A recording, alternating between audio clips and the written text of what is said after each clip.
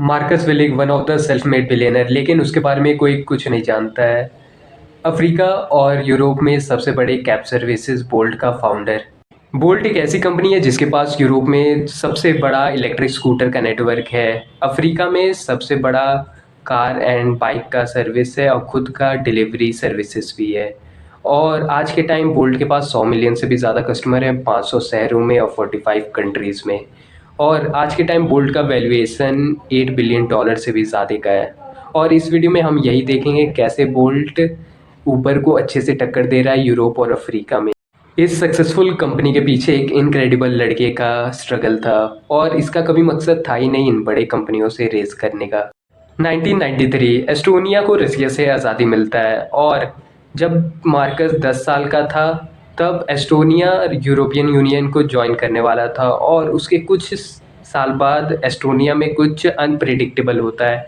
Estonia में कुछ software engineer मिलके स्काइप बनाते हैं, इस वर्ल्ड का सबसे पहला इंटरनेशनल वीडियो कॉलिंग सिस्टम, वो भी बिल्कुल फ्री, क्योंकि इससे पहले कॉलिंग के लिए बहुत ज़्यादा चार्जेस लगता था और लोचा भी था। और इस स्काइप के आने से एक अलग ही रेवोल्यूशन शुरू होता है, क्योंकि उस टाइम इंटरनेट बहुत ही ज़्यादा बढ़ रहा था।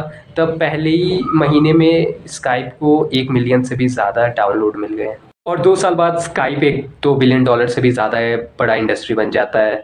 और क्योंकि मार्कस का भाई स्काइप में काम करता था तो मार्कस वहाँ उस स्काइप के रेवोल्यूशन को देख के इंस्पायर होता है। और जब उसकी उम्र के बच्चे कॉमिक्स बुक पढ़ा करते थे या खेलने जाया करते थे तब मार्कस बड़े टेक कंपनी के बारे में रिसर्च किया करता था। और जब मार्कस 10 साल का था तब वो कोडिंग सीख के खुद का बिजनेस स्टार्ट किया, जहाँ पे वो छोटे छोटे बिजनेसेस के लिए वेबसाइट बनाया करता था। और बाद में चल के वो गराज 42 ज्वाइन करता है जो उसी का भाई चलाया करता था। और मार्कस जब गराज 42 ज्वाइन करता है तो वो सबसे कम उम्र का कोडर था उस टाइम पे।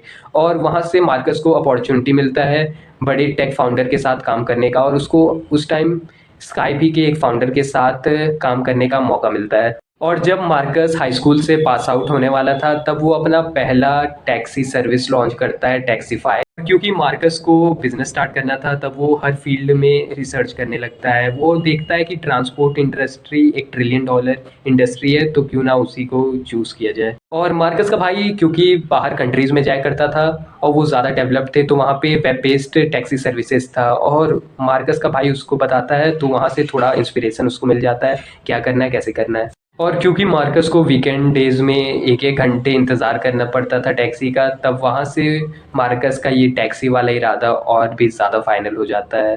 और ऐसे मार्कस को एक सिंपल ऐप जो कैब को ऑर्डर कर सके उसका आइडिया आता है। और उस टाइम मार्कस को यही नहीं पता था कि ऊबर भी एग्जिस्ट करता था। इस टाइम मार्कस एक बिलियनर है, लेकिन उस टाइम जब इस कंपनी को स्टार्ट करना था तब उसके पास काफ़ी कम रिसोर्सेज थे। इवन उसने फर्स्ट कॉमर्शियल वीडियो जो अपने ऐप के लिए बनाया था वो अपने लिविंग रूम में बैठ के एक फ़ोन से रिकॉर्ड किया था। और 2013 में मार्कस वर्ल्ड को कॉन्कर करने के बारे में नहीं सोचा था, वो सिर्फ एस्टोनिया में एक सिंपल टैक्सी ऑर्डरिंग ऐप के लिए सिर्फ फोकस था। कैब सर्विस में ये 3 एलिमेंट लगते हैं, कस्टमर, ड्राइवर और ऐप। तो मार्कस को कस्टमर एक्वायर करने में ज़्यादा टाइम नहीं लगा था क्योंकि उसके पास स्कूल के ईमेल का एक्सेस था। तो उसने 600 ईमेल का पॉजिटिव रिस्पॉन्स आया था तो वहाँ से उसको कस्टमर मिल गए। असल दिक्कत था ड्राइवर को इकट्ठा करना, क्योंकि एस्टोनिया में अभी भी लोग के पास फ़ोन नहीं था और अगर मार्कस उनके पास जाता भी था तो वो आना नहीं चाहते थे ऐसे टेक्नोलॉजी में। तो मार्कस को बहुत दिक्कत हुआ था ड्राइवर इकट्ठा करने में। और वहाँ से मार्कस कैसे ना कैसे महीनों तक अपना स्कूल के बाद जाके टैक्सी ड्राइवर से बात करता था और वहाँ से कुछ ना कुछ करके 50 ड्राइवर मिल गए थे। और एक आखिरी प्रॉब्लम जो मार्कस को आ रहा था ऐप डेवलप करने का, क्योंकि अभी भी मार्कस को ऐप डेवलपमेंट अच्छे से आता नहीं था। तो उसने अपने पेरेंट्स से $5000 इकट्ठा किए। वो $5000 उसके पेरेंट्स उसके कॉलेज के पढ़ाई के लिए इकट्ठा किए थे और वहाँ से उसने अपना पहला डेवलपर हायर किया। और कैसे कैसे करके मार्कस 2015 में अपना ऐप लॉन्च करता है और पहले दिन सिर्फ उसको 20 ही कस्टमर मिलते हैं। और पैसे बचाने के लिए मार्कस ने अपने ऐप का डिज़ाइन अपने गर्लफ्रेंड से बनवाया था।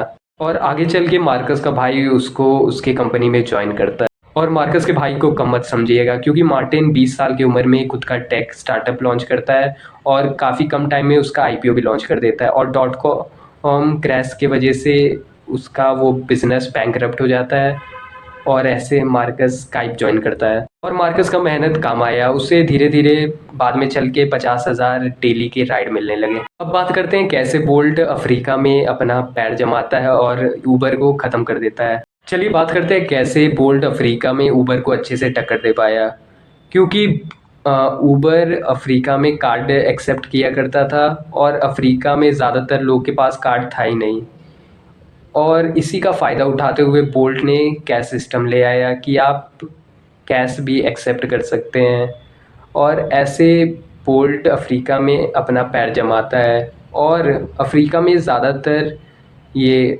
बाइक सर्विसेज चलता था, तो इसी का फ़ायदा उठा के बोल्ट ने बाइक पे फोकस ज़्यादा किया और वहाँ से उसको अच्छा खासा मार्केट मिल गया। और यूरोप का बात किया जाए तो यूरोप में बोल्ट ने इलेक्ट्रिक स्कूटर निकाल दिया, और बोल्ट के पास 1 लाख से भी ज़्यादा इलेक्ट्रिक स्कूटर यूरोप में ऑपरेट करता है। और अगर वीडियो अच्छा लगा तो लाइक और सब्सक्राइब ज़रूर कीजिएगा।